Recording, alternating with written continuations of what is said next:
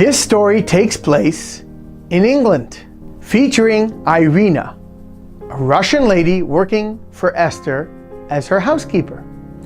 Irina had taken the position partly to learn how to properly keep a Jewish home.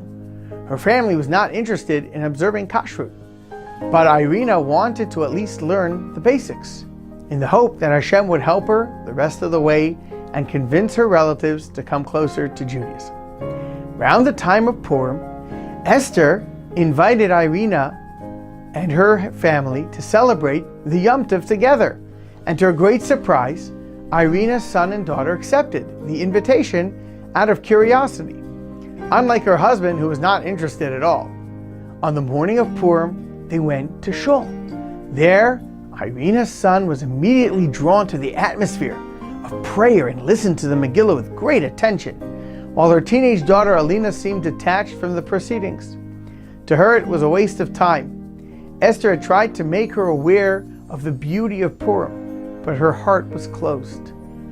Back home, while Alina was bored and seriously considering going home, Esther was thinking of a way to interest her in the holiday. Seeing that she was out of ideas, she prayed to Hashem, "God, please help me find a way to help this young girl come closer to you." Just then, Alina's brother came to Esther saying, "My sister loves Chinese food. You should order some." Esther had already prepared the Purim meal, but she could not ignore what she had just heard. It had to be the answer to her prayer. She then dialed the number of a kosher Chinese restaurant. When Alina walked up to her with a big smile and asked, "Are you about to order Chinese food? I love Chinese food. Can you order steamed dumplings and beef and broccoli? It would be great." Esther did not expect such enthusiasm from Alina. After all, this was the only thing to please her. It was worth it. She may not have connected to the Megillah or to Shul or to the other aspects of Purim, but it was sure that she would enjoy this Suda all the way with all the joy. Purim demands a special level of giving without analyzing what people are asking for. The goal is to bring joy to others. That's it. After the meal, Alina was pleased and thanked Esther warmly.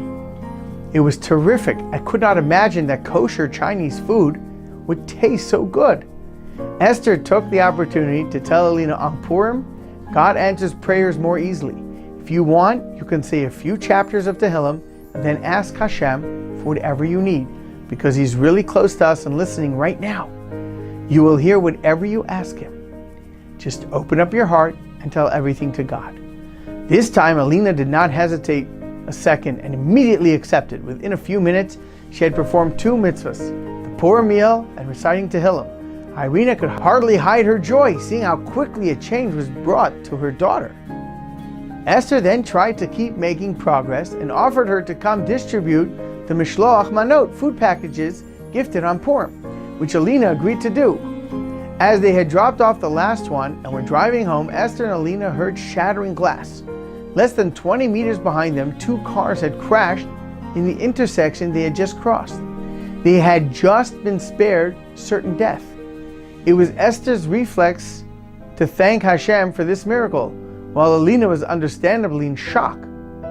In the end, no bones were broken, and the young girl was mostly shaken up. A week later, Irina came to Esther's house with news. "You're not going to believe what happened. Last night, Alina made the startling announcement that she would eat only kosher meat from now on. She said that when she said Tehillim the week before, for the first time in her life, she made a specific prayer to Hashem. She promised herself that if Hashem answered her, she would commit herself to never eating non-kosher meat for the rest of her life. She kept it to herself the whole week until she saw for herself that it was possible, and now that she knows that she can do it, she announced her decision." "This is beautiful," Esther replied, marveled. "What did she ask God? Did she tell you?" Irina smiled. "Do you remember when you just escaped a car accident?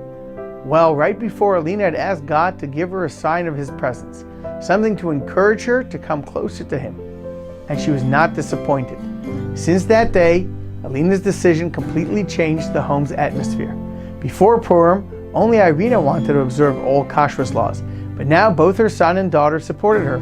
Her husband was still reluctant, But after some time, he realized how happy his family had become and ended up agreeing to keeping strictly kosher.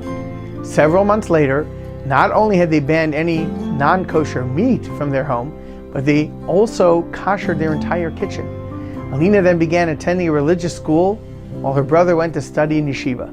This was the beginning of their return to Hashem. We do not realize how much our actions can lead to miracles.